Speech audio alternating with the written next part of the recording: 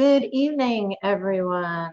It is November 17th, 2021. We are here on a Wednesday for a change. And the time now is 6:33 p.m. So I call this meeting of the Urban Design Commission to order. Pursuant to Chapter 20 of the Acts of 2021, this meeting of the Urban Design Commission is conducted by remote participation.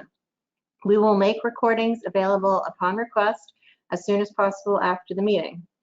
My name is Sarah Lewis. I am co-chair for the Urban Design Commission. With me this evening is also Courtney Kirk, my fellow co-chair of the commission for this evening. And we will start with the roll call vote of the commissioners present. So Frank Valdez.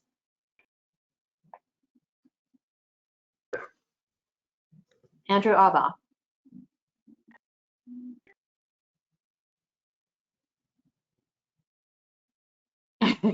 We have a thumbs up from Here. Andrew. He said clear. Tim Talon. Present. Deborah Fennick. Here. And also with us this evening from the Planning, Preservation, and Zoning are Andrew Graminsky, as always, behind the scenes, and Dan Barton. So our first matter of business is approval of the meeting minutes from October the 5th, 2021. Does anybody have any comments or edits to those minutes? All right, seeing none, can I get a motion to approve those minutes, please? I motion. Andrew I second. motion, Deborah second. Roll call vote. Frank? Yes.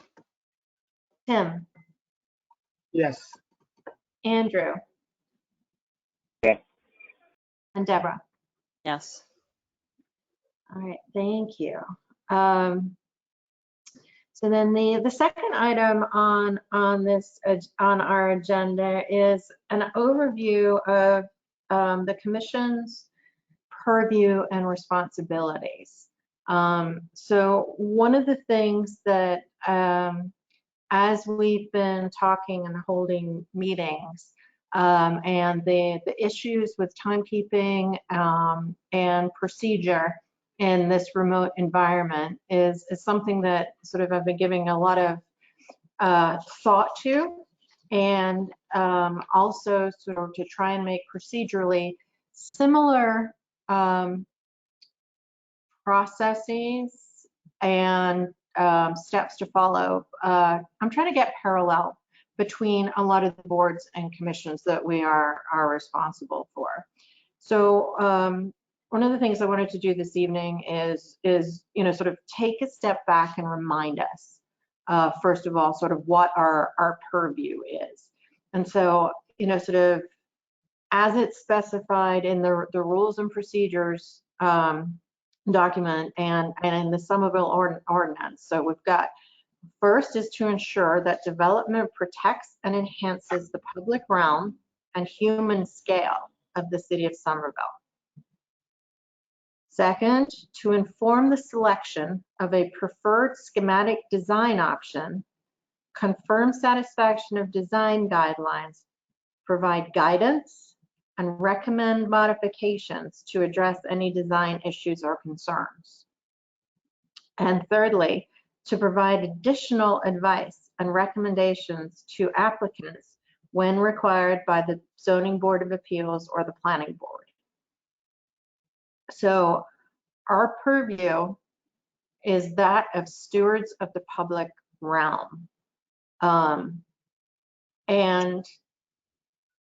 knowing that I've worked with many of you for, sort of back in the design review committee days, I want to make sure that we keep this in mind because this commission's charge is different.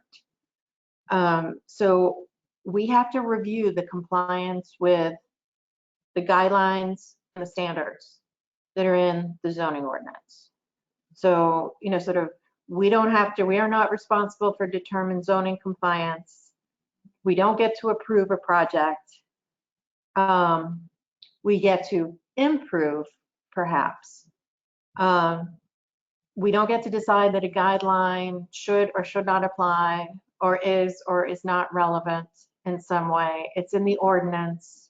We are administering it. So we can't really question the ordinance during our UDC meetings while we're reviewing projects. We have a charge that we have to administer. So the idea is, sort of that you are peers in the professional design community. And so it's it's all of our jobs to provide advice and recommendations. There's a big difference between the terms must and shall as they appear in the ordinance. Those are requirements versus things that are should and may, and those are advisory. And so one of the things that we need to keep in mind as we're reviewing these, and that is the difference, sort of very often between standards and guidelines, is the simple way to think about it. So if it's a should statement, then we can be a little flexible on it. If it's a must, obviously there's no flexibility. It's either essentially a yes or no judgment. Now, we're talking design here. So I know as well as you guys do that there is some leeway in design, and that's the whole point of this commission, is to sort of push it beyond that. The difficulty that we've been struggling with as far as time goes, and a lot of the negativity that I've been hearing, this was conceived as is essentially a one and done situation. That was the intent of the ordinance. We review projects, we provide guidance, and then projects move on to the next step. They should then incorporate the guidance that we have provided into their design before they present it back to the second neighborhood meeting. And then again, make those whatever edits might come up then to the planning board. So I have a recommendation. And this has to do with sort of the way our meetings proceed.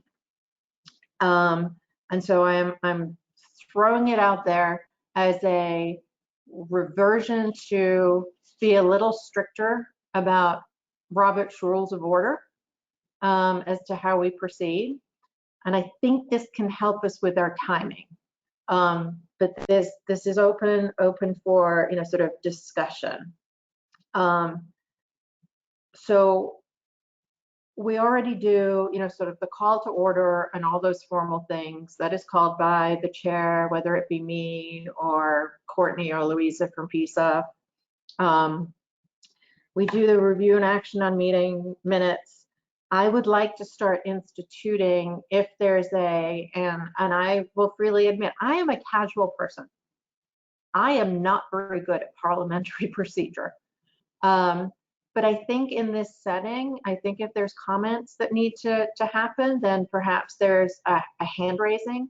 If there's a set of meeting minutes or something, or a document from another committee or different body that needs to be commented on, I think maybe we can try raising hands and see how that works. At least for sort of some of these initial things. Then once we get into our regular business, one of the things that I want to institute, I'm going to share screen, which I think I have that permission. Andrew G, can I do that? Hold on a sec, Sarah.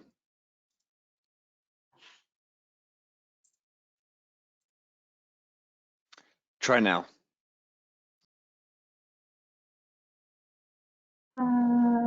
Do you see my screen? Yes. All right. It went away, no, Sarah. I turned it off. Sorry about that. So what I want to show you is sort of the idea of a guidelines checklist. So I mocked this one up for the MR districts. Now, I'm not saying that this necessarily is a has to, but it could very well be a tool for you to use. And the reason being, if this checklist could be included with each package that is sent to you, the appropriate checklist for the project at hand, that is you can make initial comments, you can make, this is a tool for you guys. But then the idea being that once we get to the meeting, we have the presentation. And whether that's, you know, sort of stays at 20 minutes, or I'm kind of recommending it go down to 10 minutes and we be more strict about it. Because then once we get to the next step, which would be comments and questions by the commission to the applicant. If we do 20 minutes and operate like we would in a Senate hearing, and I, instead of saying, you know, sort of who has comments and we sort of mill about a little bit, if we limit it to 4 minutes for each commissioner to ask direct questions of the applicant,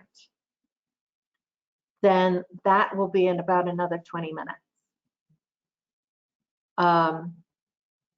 If, you know, sort of, if a particular commissioner has a specific follow-on to one that's already been asked, then we'll do the raise hand, you know, sort of, I'll say, is it timely to this point? And we can go from there and still have it flexible, but not be a little bit more rigid about it. And then obviously, if somebody doesn't need all 4 minutes, they only have one question, then, you know, cede the time. And either, you know, sort of that can be ceded to another commissioner, or we all get a few more, you know, minutes back in the meeting.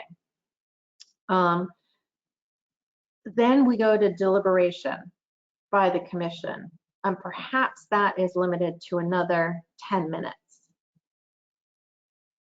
What I'm trying to do is get to a point where essentially, if we can limit each project to 40 minutes, then within 3 hours, from 6 to 9, we can do general business and get through 4 agenda items.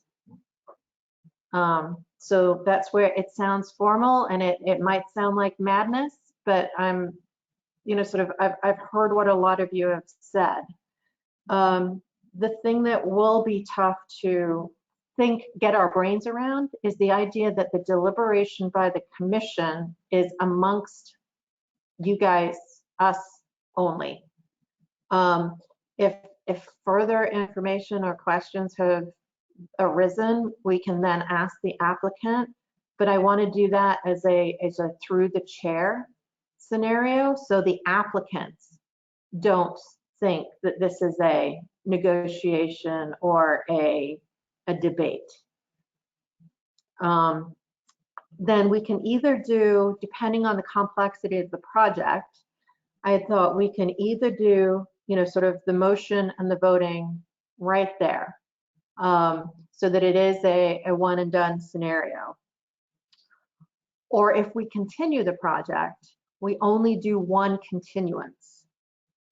What I'm going to suggest is we do not make design demands for them to turn around and get us comments back. Part of the reason is the timing of the situation, so that you are not reviewing new design proposals on the fly in the meeting. Obviously, if we have one meeting and then there are design recommendations made, in order for that team to make those changes and turn it around with still the 2-week submittal requirement, that pushes them out another month, which was never the intent of the process. That sort of delays the whole thing. So what I'm going to suggest is if we want to continue a project, because it is complex or there's more information found, I'm thinking that the idea of the checklist can still be done before the first meeting so that you all have time to actually review, sort of you've got some comments and you know what your questions are coming in to the presentation. If you hear something in the presentation, we do the first meeting. But then should there be things that you heard in the answers or in the board discussion, the commission deliberation, that changes what you might have originally voted and want to review the guidelines again, then we continue the project to the next meeting. And then all we have to do at the next meeting is take a vote, which also means even in that 3-hour period, because there's, essentially, we've got a little bit we've got about 20 minutes flexibility in there. If we can keep it to the 40 minutes per project, then we can wrap up the business of, sort of that previous meeting's vote, as well as general meeting minute voting and things like that. So that's generally what I'm proposing as an outline. It does obviously make us more formal. It does parallel what the zoning board and planning board do more closely, but with flexibility, knowing that we're more subjective. So there has to be, sort of a bit more give and take. But I think if we had a formal structure, it would help us a lot with the timing issue and just the moving things along, as in not, sort of overextending. Some of the things that I do want to know that we do need a, sort of a rules and a policies and procedures rewrite. We know that there's additional information needed. Andrew has identified a lot of it. Tim has identified some of it. But the things that I want to flag are also more process oriented that I think we need to discuss and probably, I'm going to say handle delicately, because it's, these are gnarly issues. What happens if an applicant doesn't provide enough information? So first of all, there's 2 things that are tied up in there. One, we have to make sure we have clear documentation on what is absolutely required for the submittal package. The other policy that I think we need to discuss a little bit, and I've started, I talked to this, but the other board liaisons regarding this is a disruptive behavior policy that I want to make sure that at some point we address. And I don't have any recommendations of what that looks like yet. I'm just planting the seed as food for thought. And if you've been on any other boards or commissions where they might have that in place, I think that's a good thing for us to talk about. And then other than that, I think we're, sort of there lies the rub of the things that I wanted to talk about. So I know that's sort of a lot, and it's kind of a big proposal I'm putting before you guys tonight, but it starts to, from things that, sort of like I said, from things that I've heard from applicants, from the administration, from each of you as far as the timing and things like that. I've tried to roll all this into one. So I am open to discussion. Who wants to throw the first tomato at me? I think that's that's a lot to take in.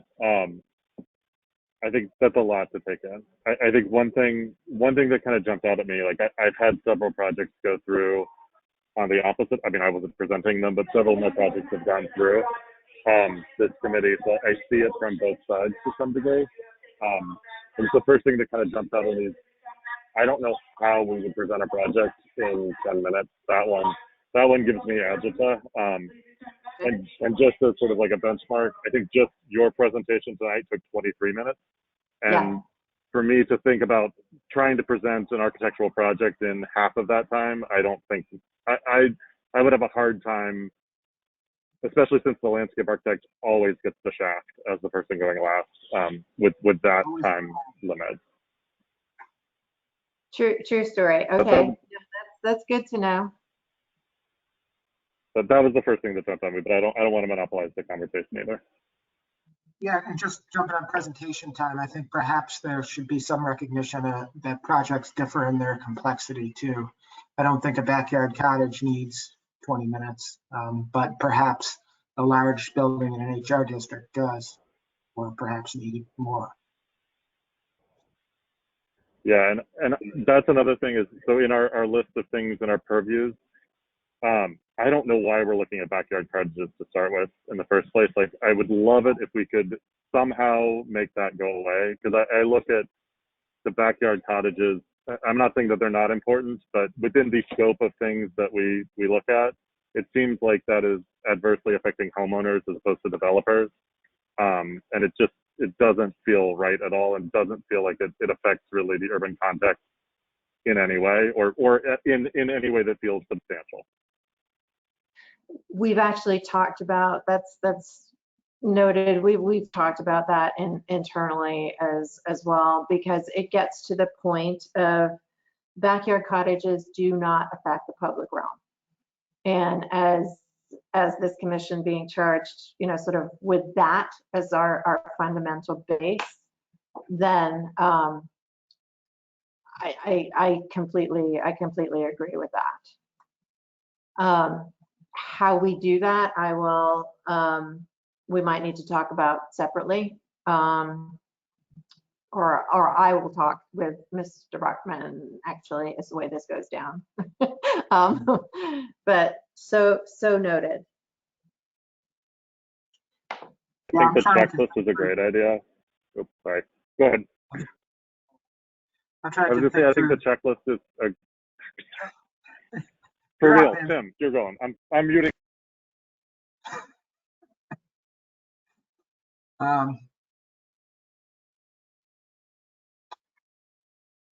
I guess I'm still trying to think through. I think that was a lot to take in as well, procedurally. I think in principle, the idea of like formalizing the initial part of the meeting, kind of the administrative business, I think is good. Just making that a very predictable set of things that it's gone through. And separating questions and deliberations. I had not thought of that before, but that seems like that could be beneficial as well. Just having a question, clarifications time. I think for deliberations, though, especially because the intent is that this commission is reviewing projects that aren't complete yet. Like, this is a process review. They're not presenting to the planning board a complete project for approval. The idea is really to present something that's in process and to get feedback on it. I think that's most successful when review is kind of conversational. And so to the extent that I think we as commissioners are talking to each other during a review, I think that's a good thing. I think it's actually one of the challenges of doing this remotely. I think if we were all sitting in the room together, I would say something, someone else would say something, it would be much more conversational instead of Deborah having her comments, Frank has his comments, and we kind of go one after the other. So if the process for deliberation could be set up in such a way, or we could conceive of it in a way that it was more conversational, I think that would be good. And maybe if we're bringing in the applicant, we do it through the chair or whatever. That could be okay. Yeah, no, I completely agree. And that was the part that I struggled with, which is sort of why the idea, I wanted the discussion to be amongst you guys, and how that happens is what I don't want to, what I'm trying to also avoid is that whoever is serving as chair, and I'll just use myself as the example, to be able to bring the meeting back to order in some way. And whether that's because of the technology, whether at some point the applicants are muted. But is there a thought process about how long we going to continue doing this remotely? Because it seems like we're setting up these rules based on remote, reviewing, right? And it's not going to be the norm at a certain point in which we're going to be potentially in a room. And that, to Tim's point, will be different, right? And to me, it seems that these rules are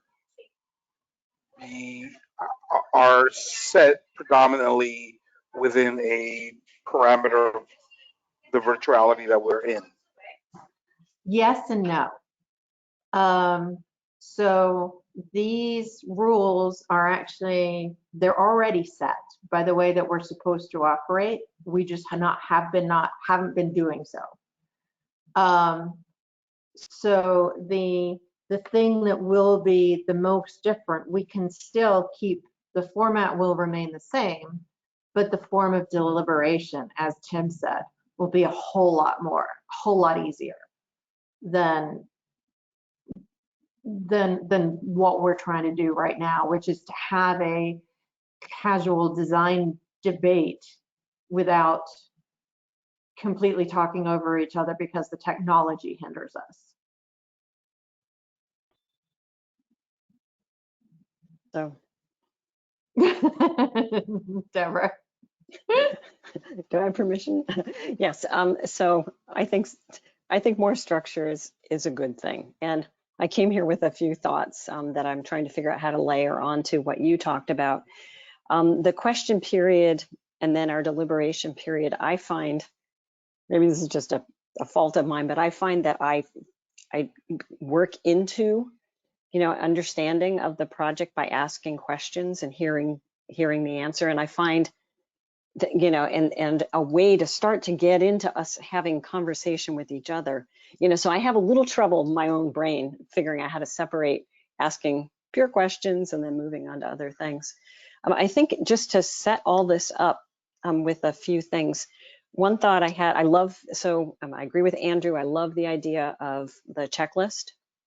I also would love when you guys send reference, the sections that are relevant, from the code and stuff like that. I love that, and just having it in front of me, not having to do research. We're all busy people, and we want to be as efficient as we can with our time. And that would, I think that with the, the structure, I think would be really helpful. I know I'm here, I've got 3 windows open. I've got the email from before, and I've looked at this a couple of days ago, and I don't, I think the other thing is my colleagues were saying the 10 minutes seems too short.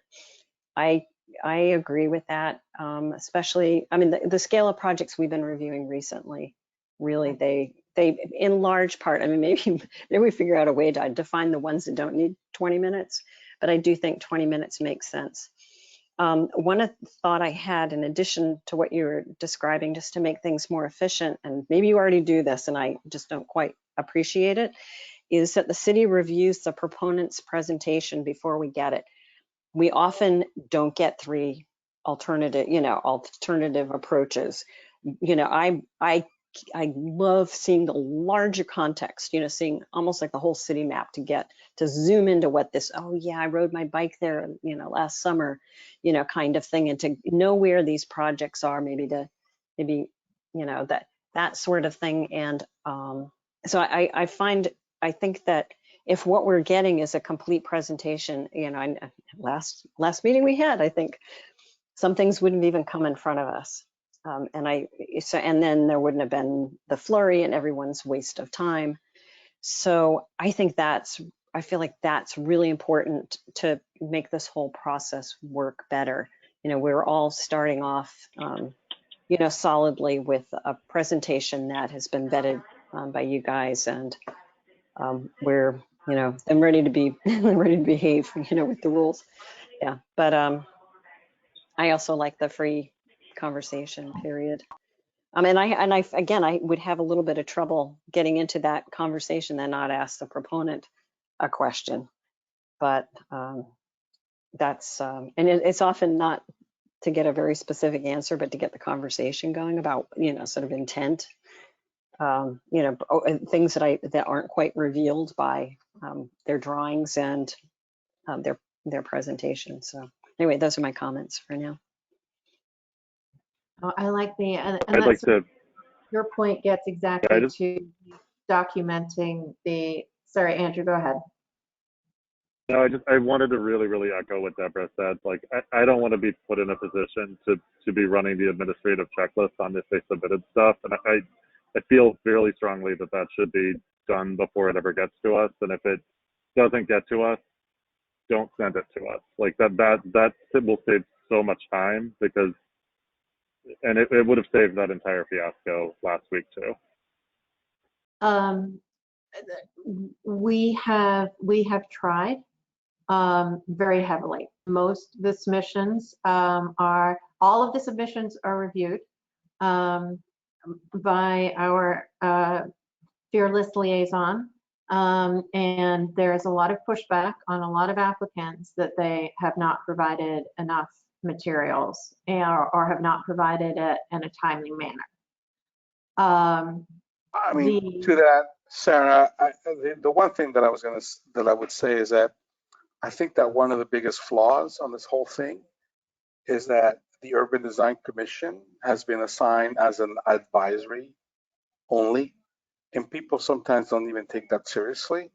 And the fact that we are only advising and not an approval committee, I think that a lot of times that is what a lot of times creates many of the issues in my mind. I don't know if anybody else feels this way, but you know, we're there and everybody's like, well, but you're just an advisory committee.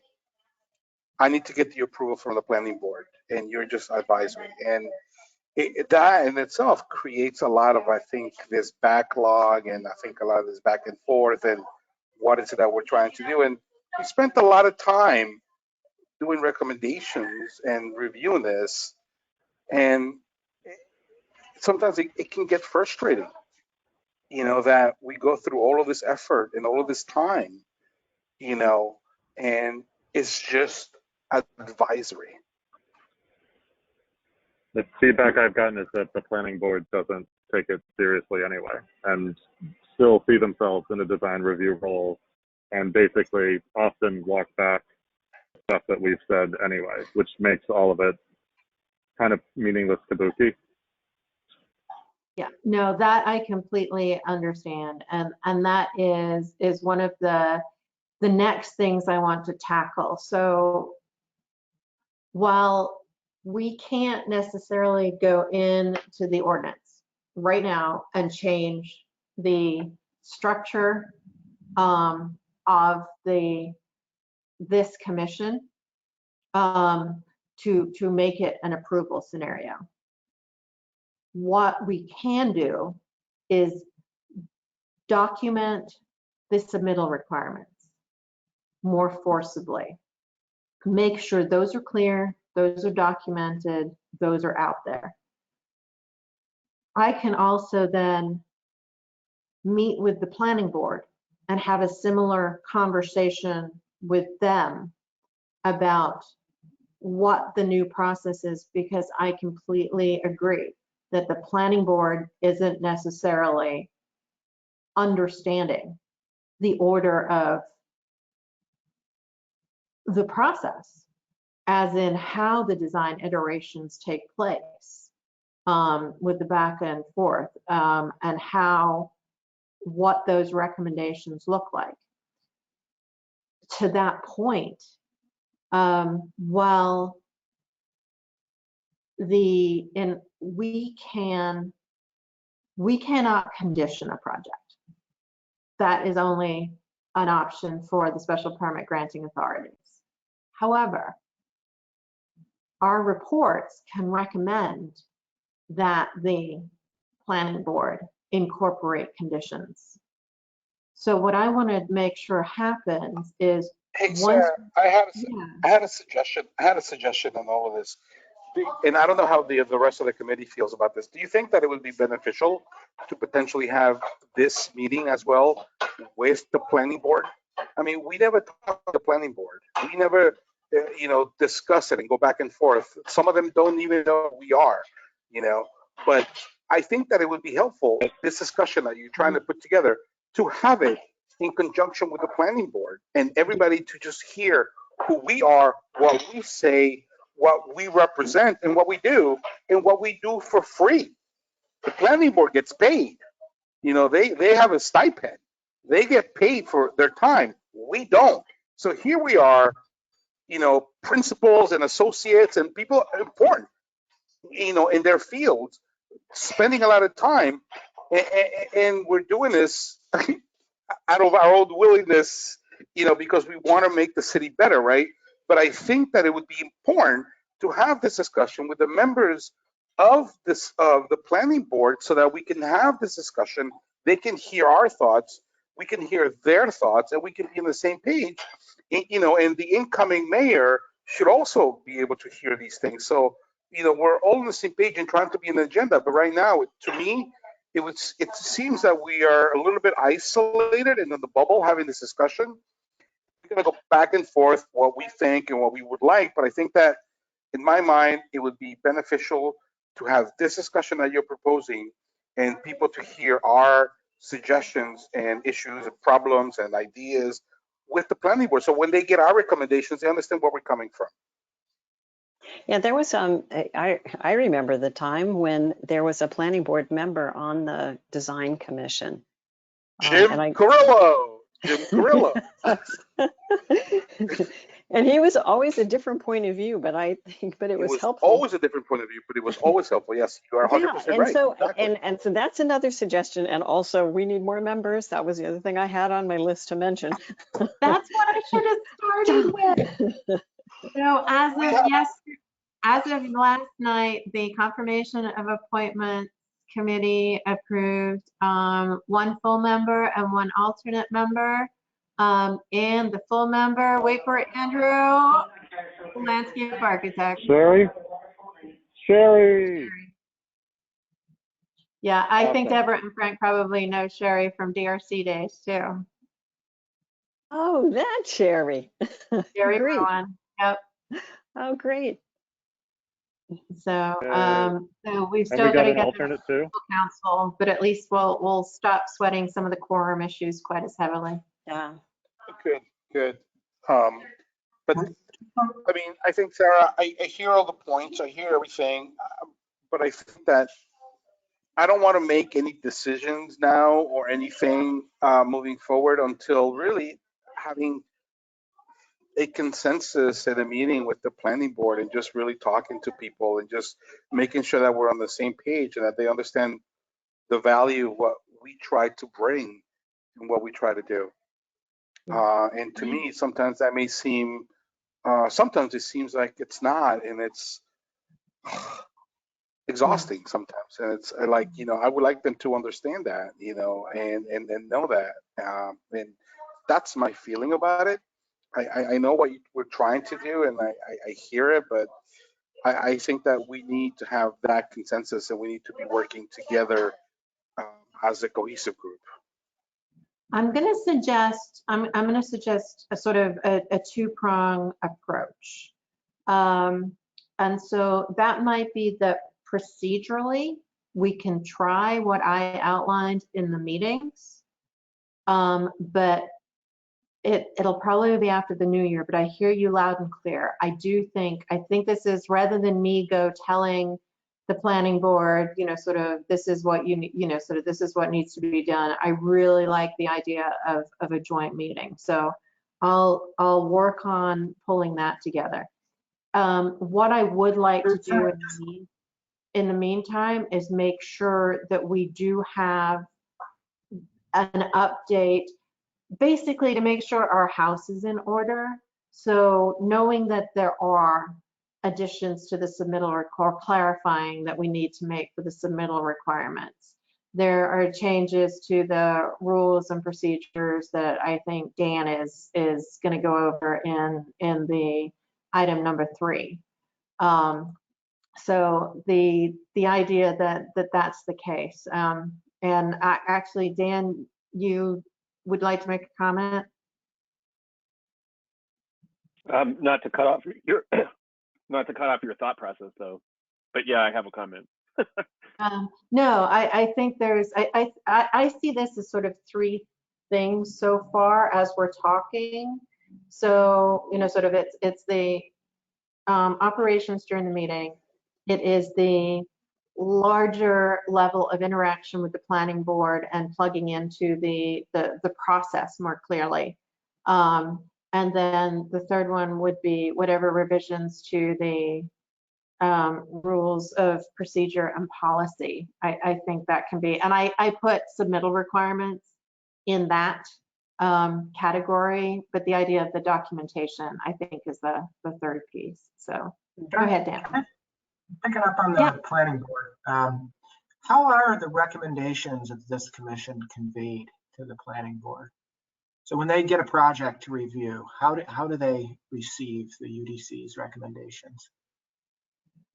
They're included, the UDC report is included as part of the complete package that goes to the planning board. They're required, along with minutes from the neighborhood meetings, both neighborhood meetings, and multiple other documents from other divisions, things like the mobility management plan, and on all those additional documents are all part of the complete package that goes to the planning board. Okay. Staff submits the design review report, or I'm sorry, the design review, the written recommendation from your board is transmitted by the staff to the planning board. And the applicant also submits what we call a design review report, which is an account of what they heard at the meeting and how they reacted in changes in their design. So there's 2 documents related to design review. And Dan, how often do you sit in those planning board meetings? Or does Sarah sit in those planning board meetings? It depends.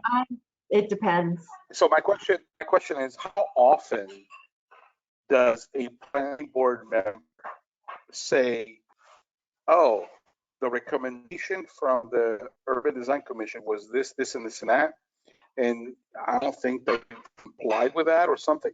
How often are we made reference to recommendations that they put on the floor in some level of what we've struggled with or not struggled with or recommended or not?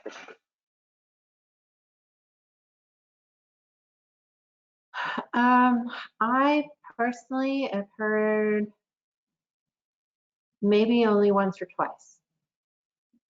I've definitely gotten feedback in projects that have gone through our office where a project manager in my office has moved to the planning board, and the team has said the design review committee, or sorry, Urban Design Commission wanted this, and that's why we made these moves.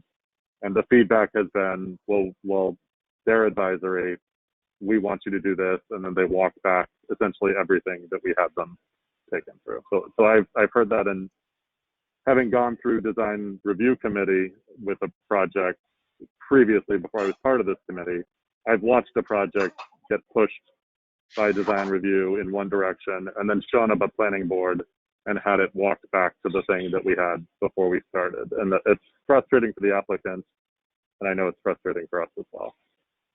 Yeah, just to add to that, I've heard similar feedback, not just on specific design items, but even on the schematic design options. So the preference that the committee expresses for for that being walked back. Other feedback I've gotten is that, I think we take a couple of votes. We take the vote on the preferred schematic option. We take a vote on compliance with the design guidelines, but then also to incorporate additional feedback that comes out of the meeting. And it seems like that a lot of times that I feel like that additional feedback that's given, when we pass a project on is the most valuable, and highlighting what the most important issues are related to the quality of the public realm that still need to be addressed, because this is an in-process review.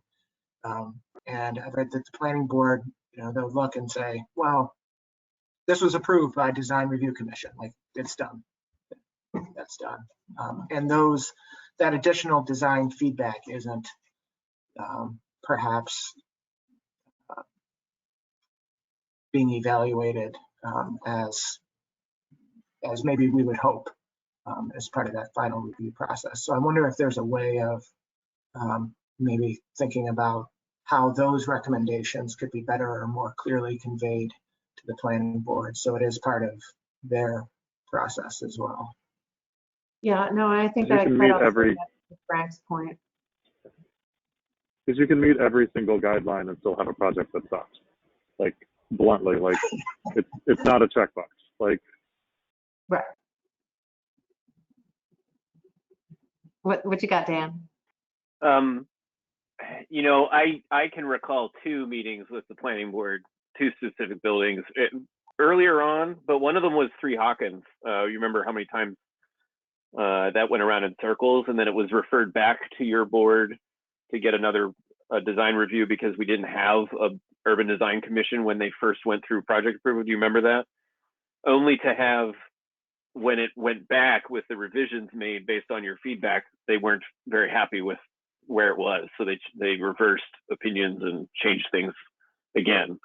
So I remember that one. And I remember at least some planning board members doing that to another building. So there is some kind of, especially like just hearing you all talk about this, there's an obvious disconnect in valuation of the feedback that you're all giving to applicants by the time they hit the planning board, which I think in Frank's instinct to, well, let's just get both boards together in the same room so we can all talk to each other about that situation. I think that's a great recommendation, and we hadn't thought of that before. Especially, I think another way to sum up everything that's embedded in the big package of potential changes that Sarah provided earlier is that we're being asked to figure out how to maintain. The staff thinks that you're all doing a great job in the impact that you're having on design, but we're being asked to figure out how to deliver that in a more efficient, timely manner, especially for none of us conceptualize the idea that we might go through 2 continuances and a 3rd meeting to get to that conclusion. I'm not saying we don't need time to figure out what the design recommendations need to be, but that length of time I don't think was ever thought in everybody's mindset of how this process would work. So that's an example that we're being asked to figure out, like, how can we make this not take that long? And so everything that Sarah is trying to talk about is related to that. 4 minutes each to ask questions is all about time, right? And then reviewing things beforehand and filling out a checklist is about trying to be prepared for the meeting beforehand so that we don't take as much time. But in light of all of that, it's never going to work if the planning board doesn't value the design review recommendation to the degree that the system implies that it should be. So I think that's important if we're going to ask you all to figure out whatever it might take to deliver a recommendation in 2 meetings max, which is what Sarah's recommendation was. If that's the case, we definitely need to be on the same page with the planning board, because we're going to ask you to figure out how to deliver that, right? And if you're going to figure out that methodology only to have it, which might be more work outside of a meeting, especially when you're not paid, Frank, and only to have it not valued later on, I can see the dilemma in there. Just as one side comment, I will let you know that our department has advocated for your board to be reimbursed 3 years in a row now. It hasn't made it into the budget, but we continue to do that every year. So hopefully that will happen. So it is. Thank you. And I think that that's why maybe the conversation with the planning board is important for them to understand what we do. And I think that the more I think about it, I think that I would like to have that sit-down discussion as we're making these decisions. You know, I also agree with some of my commissioners in that sometimes it's hard when you have a large project to put the time limit to be so small. It's hard. So figuring out really what that is per project. I mean, I don't have an answer for it, but I know that a lot of people put a lot of effort into a presentation and to hold them to like 10 minutes or something like that. It's not fair to what they're bringing to the table and not fair for us to be able to review it properly. You know, again, people are spending money on these things. Developers are paying people. Architects are spending time doing that. And I think that we have to be respectful of that and give people adequate time. I don't want people to go over like time, and I like the 20-minute thing, but I also don't want to shrink that for people. But I think this is a good conversation, Sarah. I think it's the beginning of something that we need to continue talking, but I think that this conversation needs to be done in conjunction with other approving boards so they understand what we're bringing to the table and who we are. Yeah. One, Okay. I just, Courtney had a question.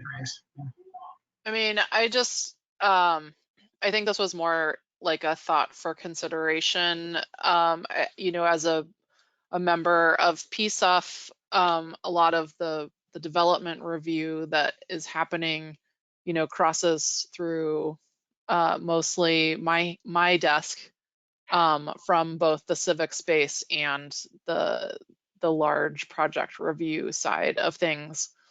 And I know at least for the civic space, the staff reports, I try to structure the content of those to highlight unresolved areas that, like I'm at the neighborhood meetings, I'm at the UDC, I'm hearing like the full process, especially on a civic space. So I mean, if I feel like the neighbors' concerns are unresolved or something, you know, that's becomes part of what I write. And like, I'm sort of seeing how, you know, we as city staff are like the keepers of like all this information that like goes into the background of like why the proposal is where it is when it goes to the planning board. But, you know, I think understanding like the major, if there was like a point of unresolvedness with something, I think like those are important things to capture for each project, as opposed to like these really long lists of like change this, do this, you know. So like I think keeping that spirit of the keeper or the public realm, the stewards of the public realm, you know, sort of thinking about how, you know, this project impacts, like if there's a major thing that's unresolved that would greatly impact the public. That's kind of, I don't know, that's how I'm sort of thinking about this. If the tie could be stronger between your guys' feedback and like what we are writing in staff reports. Yeah, I agree with that. I love getting your guys' information. Like every once in a while, like Courtney and Sarah like chime in, and I'm like, oh, awesome. Like I actually like hearing the staff in the meeting as well. And the more information that we got ahead of time, I think would be incredibly helpful as well. Tim. What am I gonna say? I think maybe when the new zoning was first, well, when it was conceived of and passed and over in prior years, when when the new role of the UDC was conceived of, one of the things I was thinking was of the BCDC and how they operate in Boston, and whether perhaps part of the idea was that with this was a similar process here in Somerville. And maybe that's, I don't know, that's something that could be discussed with the members of the planning board as well in terms of how they see the BCDC. And going through that process, it's not a one and done.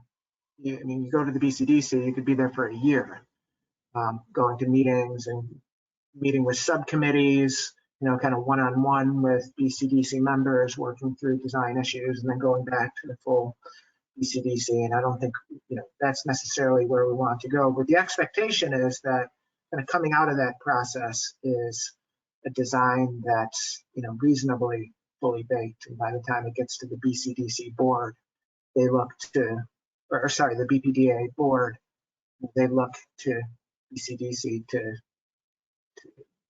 resolve those design issues. And I don't think there's very few instances in which the full board, which is taking into account a whole range of issues, but then would kind of go back and contradict BCDC on design issues. Do they have does BCDC have an approval authority, or are they also? No, Like they are approval. You need to get out of the BCDC in order to you need move to get the approval ZBA. there. Yeah, You I need to couldn't get remember. out of the BCDC in order to get to the ZBA. Yeah. If you don't get their approval, you don't move into the ZBA. Yeah, I think I think we're touching on a fundamental problem. Yeah, I've been now- mentioning this for years. Yeah, Boston Dan has a comment, Yeah. and I know I don't want you to, whatever your comment was before, please don't let this go unrecognized. Yeah. No, none of you are wrong. It's just that the state wrote different enabling legislation for how Boston is allowed to regulate development than what the entire rest of the Commonwealth is authorized to do. When we first got this up and running, I did reach out to the design review, or what are they called there in Boston? BCDC. No, the BCDC has a Oh, BCDC. yeah. the Urban Design Commission. BBDA. Of Boston. BCDA. I reached out to their chair about seeing how they function, and never got a chance to touch base with them because the pandemic hit.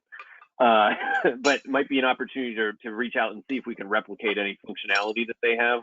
We will definitely have to check and see whether or not we're authorized to behave that way, which might be a small wrinkle. But what I wanted to bring up is that you all have identified very big picture things, like could we have any approval authority is something I'd have to engineer in the zoning ordinance, and would take an amendment, and we'd have to go through that whole process. And then there's some things that Sarah has identified that are really low hanging fruit, that are like submittal requirement improvements that Tim and Andrew have figured out or recommended to us. Like, we can do those really low hanging fruit things. The big things will take a lot longer time to figure out. And then there's some weird middle ground stuff, like having this meeting with the planning board so that everybody's on the same page. So I just wanted to highlight that throughout the course of the conversation, you guys have kind of identified 3 different buckets of changes. And I do think that some of them could be made right now, and others do take probably more work, especially things that might take an ordinance change to affect. But that's the nature of my comments. I'd be happy to jump into talking specifics about submittal requirements too at some point this evening, if anyone wants to. All right, well, why don't we do that for right now? Because it sounds like we're all on the same page with sort of our, let's call them 3 buckets of elements. So Dan, do you want to move on to talk about administration and the roles of procedures and policies? I mean, we sort of touched on that a little bit, but. Well, we've always been planning to update that document. It's the last time we touched it was sometime in 2020, and for instance, the whole civic space section says reserved. So I think something that we could do into the, shortly over the short time span is to figure out what we want the submittal requirements to be, and then how we activate them through your rules and regs. You're allowed to, the zoning ordinance authorizes you to establish rules and regulations for the operation of your meetings, including submittal requirements. The way that works for the planning board is the same. The zoning ordinance authorizes them to have rules and regs. They then, in their own rules and regs, authorize the planning director and the ISD director to publish submittal requirements. And that means that it doesn't take a vote of the Urban Design Commission or of the planning board to add a document to the submittal requirements, because the planning director is authorized to do so. So if through the course of reviewing projects, you learn it would be really helpful if we had this additional document, then she just goes and adds it, and it's done administratively. We kind of have wrote ourselves into a weird situation where some of the submittal requirements are called out specifically, and then we have others that are like listed on our website that aren't reflected in your rules and regs. So like one of the things we thought about doing was just providing the same authorization to just publish those and update them on the fly when necessary, but we would have to write that into a new version of your rules and regs. So there's a lot of technical things like that we want to tackle, but we're definitely interested in hearing like what pieces of, so I guess one thing is there's a difference between the plan set that you're sent and the presentation that is given in the meeting. And there might be a difference between the information that is required to be in the plan set that you're sent versus the presentation that could, for instance, save time.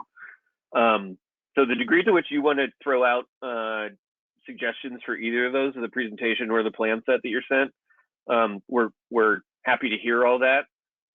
We could also facilitate like individual meetings with all of you to make sure what we're writing in this before we end up at the meeting to approve it is that we're all on the same page and agree what the language says and everything. The prior edits we were just doing behind the scenes because we were getting the board up and running, if you remember, and then asking you all to review it and adopt it. But we could all have kind of a more iterative process individually to develop what those rules say, and the separate submittal requirements that we might write outside of those rules. Where did I miss anything on those notes? That's the primary thing I think related to submittal requirements. The thing I wanted to highlight about that's embedded in your rules and regs already about following Robert's rules and like the order, the sequence of events that happens in your meeting, I think it's really meant more to control how much an applicant can take over a meeting or can dominate the conversation versus you all controlling the meeting and dominating the conversation. And that's why the concept of the question period followed by the discussion period exists, because the discussion period isn't supposed to allow the applicant to talk unless they're directly questioned by the commissioners. And typically all of those communications, unless authorized, go through the chair, I think for the same reason. I frequently find Robert's Rules of Order frustrating, but I think that that's what they're doing. They're actually controlling the applicant so that you all can do your job. So that's why some of that structure I think is written into there. Whether or not we have 4 minutes for each of you to ask questions, or 2 minutes or 10 minutes, or whether or not they present for 20 minutes or 30 minutes or whatever is something we can all figure out. But I do think that those different segments of the meeting I think are valuable for being able to maximize the amount of time of you all doing your job rather than them necessarily arguing with you or presenting, or like the whole system I think is designed to control them.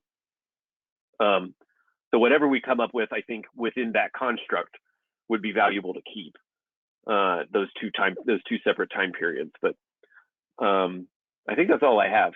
The rules and regs are fairly technical in nature about meeting operations.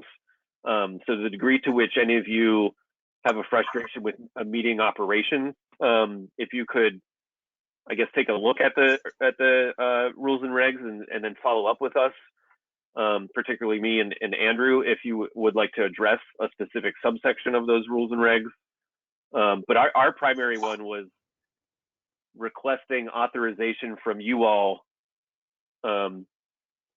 to authorize us to just publish submittal requirements so that we can do those outside the rules. And if we want to add a document, we don't have to come back at a meeting 2 weeks later to have you vote to add that to the list of stuff that should be added. That's the exact way the planning board and zoning board works. Can we just vote to approve that now, or a vote to approve your ability to do that? We would need to write that in a new copy of the rules and regs and then have you approve that. But if you all, unless you all protest about the idea, then we wouldn't even propose it to you. But that's, so we wanted to bring it up now so that you understand why we might put that in a revision to the rules and regs. Yeah, I mean, I think it sounds good. I think we might as well go and update, because the submittal requirements are in the rules and procedure policies. So would that pull this out of this document and have it be its own separate thing? Yeah, And it would be a separate document. Okay.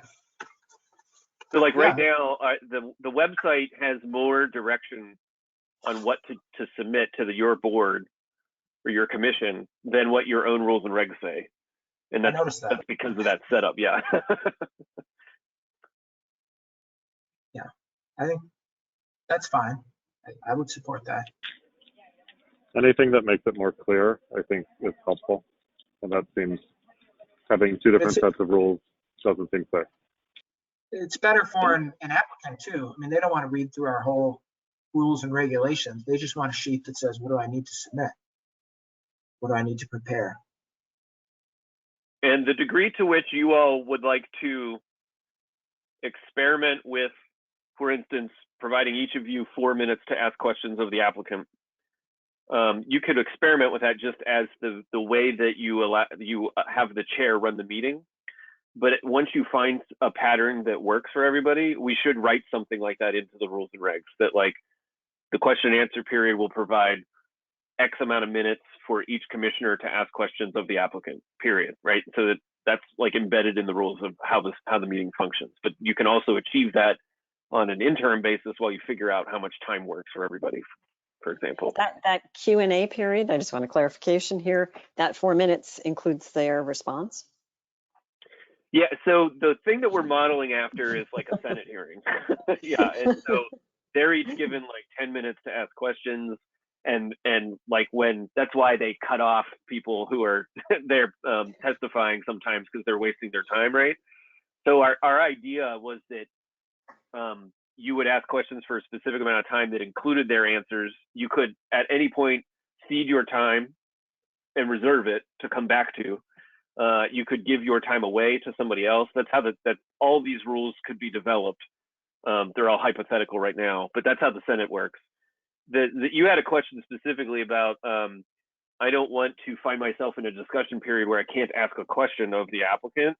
And that's why I brought up, like, I think that time period is meant to control the applicant and only allow them to talk when directly asked a question through the chair, compared to the question and answer session. So you could still communicate with the applicant during that discussion period to clarify things for the sake of your discussion.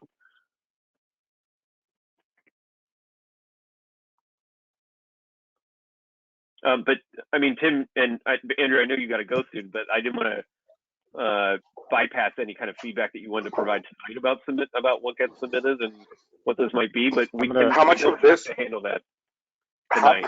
I'm going to try to transfer to my phone right now. How much of this has come up because of our dentist friend? We wanted to have this business meeting for the last couple months, as you'll recall, how difficult it was to get us all to schedule a meeting. So this, this meeting has been trying to be established for a while. Can I just leave it there?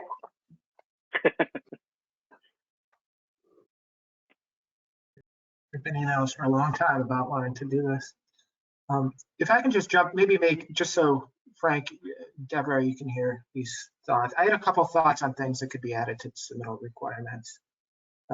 One is for the first item, which requires a landscape plan, requesting street sections be included. It's not explicitly stated now, and I think there's been a number of times that we've asked for them. They're always helpful. Number 2 is 3 viable schematic massing options illustrated in axon and perspective views. I suggest just adding to that, including surrounding context. So it's clear we're not looking at the massing in isolation. A new item 3D, proposed additions should clearly show modification of the existing building, including portion to remain and new construction. Right now, the submittal requirements, I don't think they include plans. I thought at least we should request that a ground floor plan, including the labeling of building entries, be included. And then perhaps we could add something like circulation diagrams recommended for buildings with multiple vehicular and pedestrian entries. So not every project would need to include that. It would be at their discretion. But for a complex building where there's a whole bunch of entry points and vehicle areas, it would just really help, I think, us and others who are looking at it for the first time. Tim, And then, I'd like to add to that before we lose track of the concept of circulation diagrams as well, getting to bike rooms. So the idea that, sort of it's whether bicycles go in, sort of the vehicle entrance or they have direct access to a bike room, I would like to add that to your list of circulation diagrams. yeah, actually, that's a great point. So vehicular, pedestrian, and bicycle circulation diagrams. And then the other one that I think would be helpful, I mean, especially considering the scale of projects that we're reviewing and that we're reviewing for high-rise buildings, we're supposed to be reviewing massing options, would be requiring a physical model at some reasonable scale that it can include context as well. Obviously not super helpful when we're remote, but when we're in person reviewing projects again, I personally find it incredibly helpful to see a physical model with surrounding context. Boston requires it, Cambridge requires it. I don't think we do right now here in Somerville. But at least for buildings in the HR district, perhaps we could require a physical model, and could you say something like physical models are suggested but not required for proposals in other districts? Leave it at their discretion if they want to do it. I would support that. I would agree with that. Quick question, just because obviously I haven't been a practicing architect for God knows how long. How much in the sort of digital world are physical models still used? Do you guys still make them? A lot. You still do? They're not all digital models. Okay. We 3D print them and laser cut them, but they're made. Gotcha. We have models that are 6 feet by 6 feet, yep. 8 foot. I'm thinking specifically of the redevelopment of the Cambridge Side Galleria right now. We have right next to my desk in the office this huge model. It must be 7 foot by 5.5 feet, and it's just, I love looking at it. It's incredibly helpful to understand the project, how it integrates into a really complex surrounding context. No, I'm not disagreeing. That was just me being curious. So thanks. I think a lot of times, because they're required, developers will have them built so they can also function as marketing models as well. They'll just put them in the marketing suite.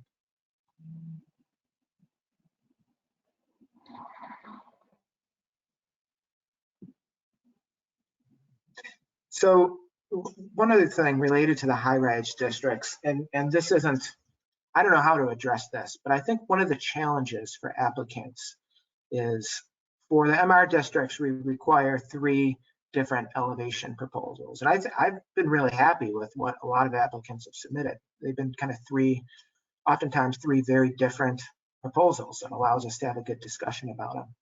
For the HR districts, we require 3 massing options and 3 elevation options. So the way, like, nobody's doing 3 massing options and then 3 elevation options for each of those. That's just not a reasonable expectation, that picking one and developing elevations. But I think, I know we just talked about shortening the process, but it's almost like we should be having the massing discussion first and then having a discussion about building architecture, because they're related, but there's a different set of issues that you talk about when you're looking at building massing for a high-rise site than architectural design.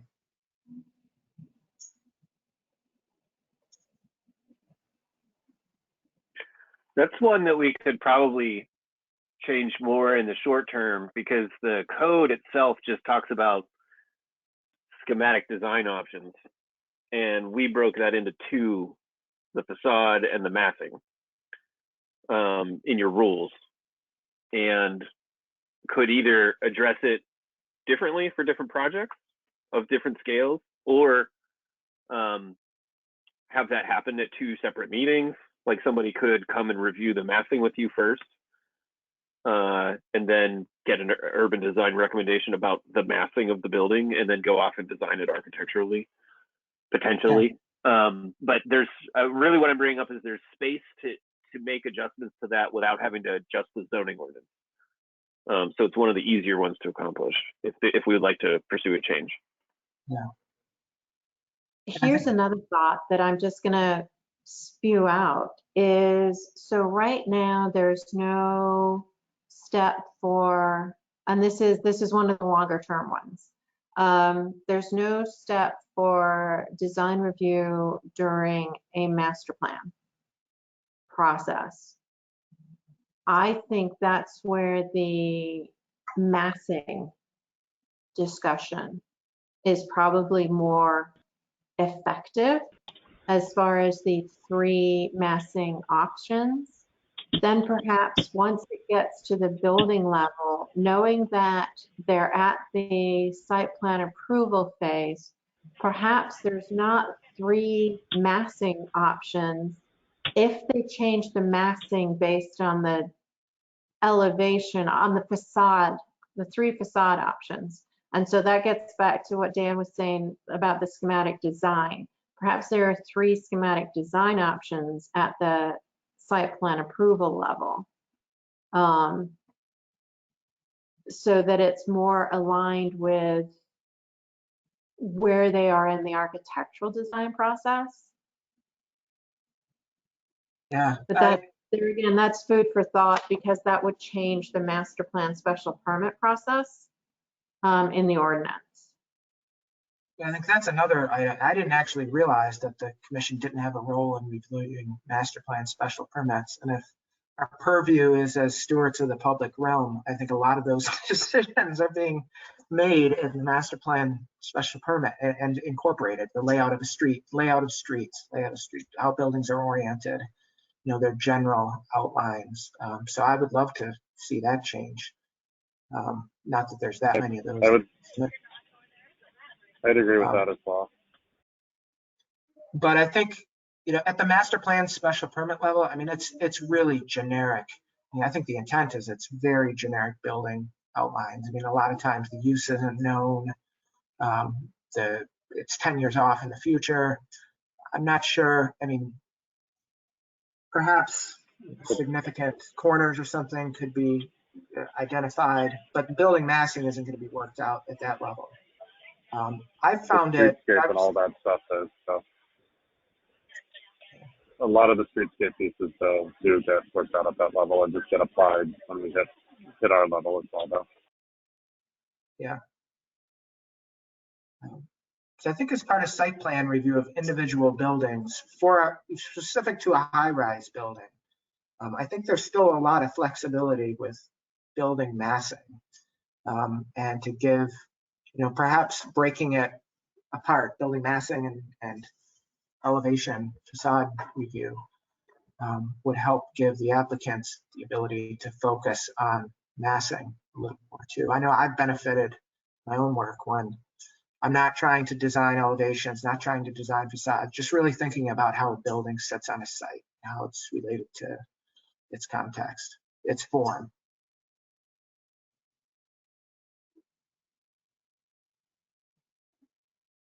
Yeah, that was our instinct, was that there's two big things that shape the public realm, is the mass of that building and then how its facade's designed. So that's where that instinct came from.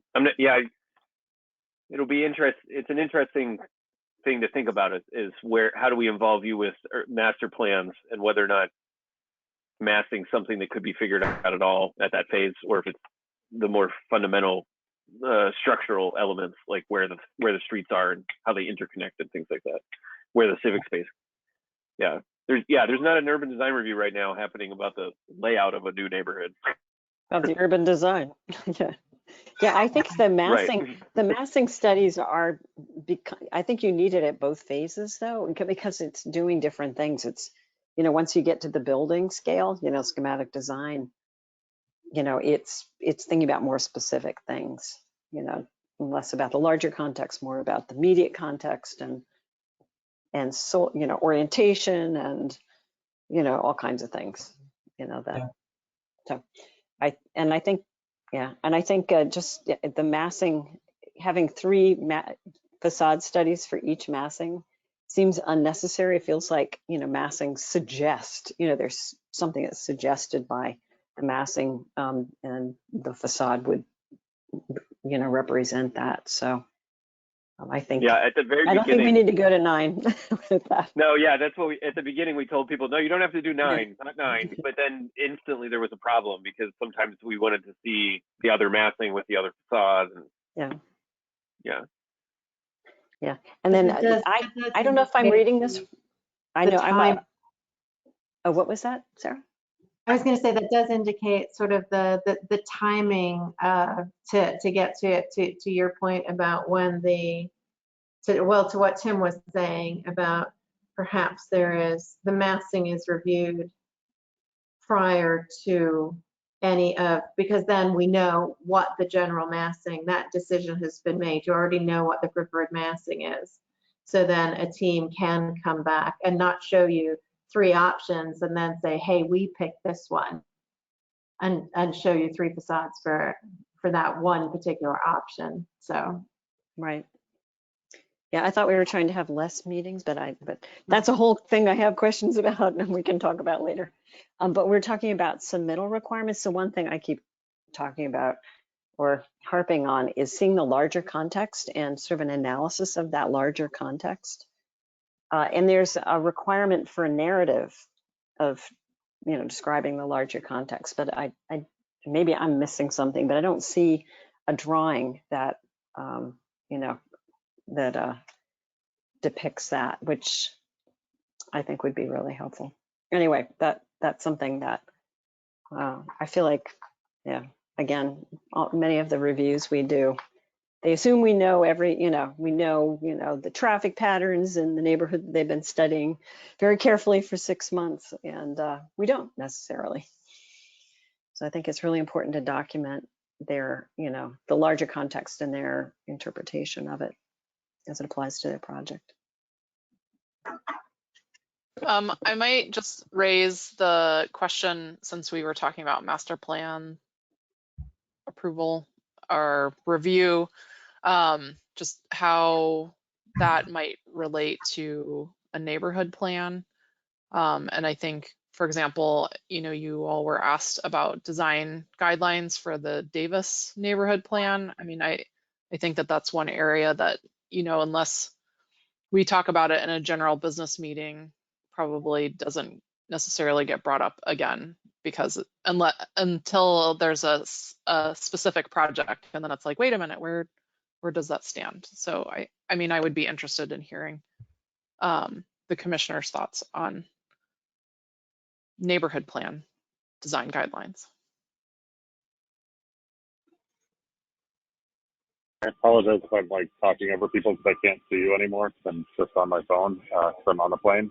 But the neighborhood guidelines, just to jump on this one, I think I loved reading through that Davis Square neighborhood plan. I thought it was really cool. When I got to the guidelines on the end, I think I've already expressed this. is so much upfront about how important the streetscape is in that guidelines, in that document set. And then when we get to the actual guidelines, they're 100% architectural. And that sort of jumped out as kind of a personal bugaboo for me. I'm going to mute myself again. Yeah, we're working on public realm design guidelines for that plan actually at the moment. Tim, you kind of asked a question about UDC involvement in the development of that stuff too. The code right now asks for your recommendations about design guidelines that we put into plans. And at the moment, I would suggest that if you all want to inform those same design guidelines, that we participate as members of the public, but also a design review commission member in, providing input specifically to Davis Square during the Davis Square neighborhood plan process, right? Or when we're doing one in Brick Bottom, if you have opinions about what the design guidelines should be in their development phase about Brick Bottom, then I think that would probably be the best avenue for influencing them to start off. But you're always going to see them after they've been put through like the funnel of ideas into what design guidelines can we write and actually effectively achieve. You'll always see those from a proposed neighborhood plan. If they exist in the neighborhood plan, they'll get referred to you for comment. Again, advisory, which we'll work on, Frank, see what we can do. But for comment, because the planning board again adopts plan.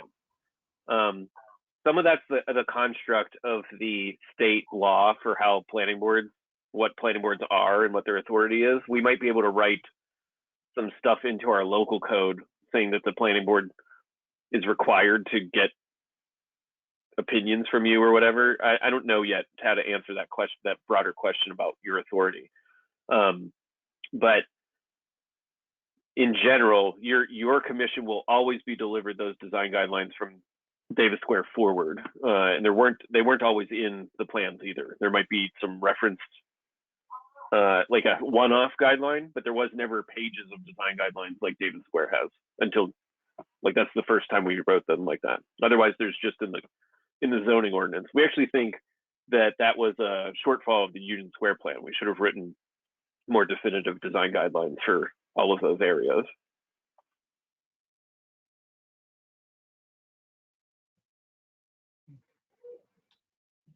So Dan, is that something that, do you think can that be added to a draft of the rules and regulations rewrite, or does that require ordinance? For what? Text amendment regarding the potential process for the guidelines and neighborhood plans? No, that's in the zoning ordinance right now, empowers them to give recommendations. There's technically no sentence that says that anybody has to ask for the recommendation but it authorizes you to do it. But because we write the plans before submitting them to the planning board, we're committing to delivering them to you for comment prior to that. So we will at least execute on that, and any kind of future work that I do to Article 15, I can make sure to add that the planning board shall seek Urban Design Commission recommendation for the design guidelines of any neighborhood plan. But effectively, we will make that happen procedurally now. But if we all died in a bus accident, you need text that would say that somebody else will do it. Are there any restrictions on us as Urban Design Commission members participating in the neighborhood plan process in terms of the open meeting law or anything like that? I don't think that there would be, like, we've had city councilors and planning board members come to neighborhood meetings for the development of a neighborhood plan, and as long as they don't participate, like they identify themselves, I'm a planning board member, but I'm here as a member of the public participating in this project. I'm not here acting under my authority as the chair of the planning board or a planning board member, for instance. So you would be expected to do the same thing. But otherwise, there's not a conflict of interest to then later on have participated in the development of a plan as a member of the public to then be on the board that might review a project that is subject to that plan, because that same thing could have happened for you as just a general member of the public. You participated in the Union Square plan, and now you're reviewing projects that are coming from it, essentially. The same Okay. circumstance.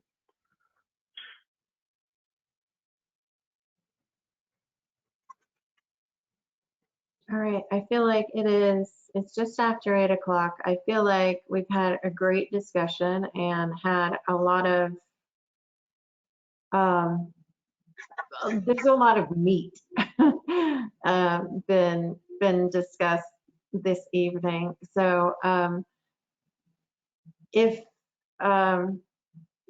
you all are good for right now, I'm going to recommend that we pause the conversation, chew on it a little bit, and then sort of reach out to sort of Andrew, Dan, myself with thoughts and comments.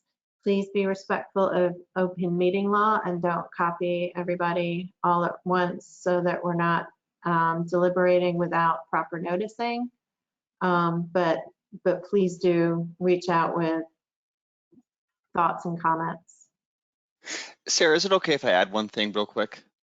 Sure. So I know we're talking about, potentially with the continuance of design review to another meeting, trying to keep it efficiently with one meeting. However, I'm curious if, as of now, if projects that are being continued, right now we're letting them submit the Friday before the Tuesday meeting.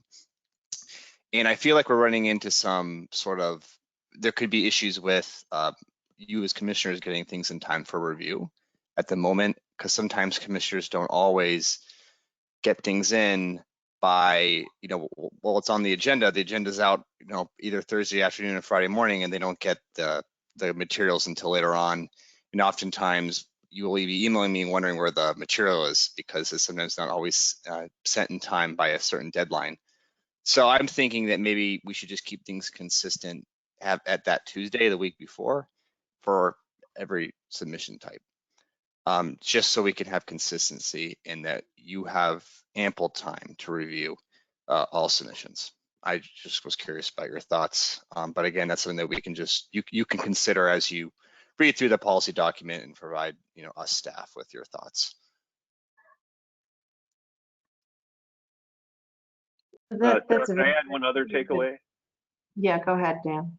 Maybe it's one follow-up step that Andrew and I can do with all of you individually is the submittal requirement stuff. That's the low-hanging fruit I was referencing earlier. We can at least do that. Andrew and I can work on that as the year closes out with all of you individually, and we'll work on the larger pieces. So definitely any takeaways from this meeting, email us directly. That would be a great place to start.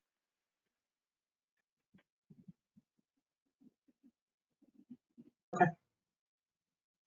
All right. Well, I think it's to pause as well. I would be happy to make a motion to adjourn. We have a motion on the table to adjourn. Do I hear a second? Oh, Frank's waving his hand. Frank seconds. All right. I second. Roll call vote. I don't know if Andrew is still with us. I am here, still on the plane. All right, so the motion is to adjourn. So Andrew Abba. Approved, yes. Tim Talon. Yes. Deborah. Yes. And Frank. Yes. All right, the meeting is now adjourned. It is 8:06 p.m. Thank you all so much. This has been good. Thank you for the feedback. Very helpful. Yeah, thank you all. Take care. Thank you. Thanks. Good night. Bye. Good night.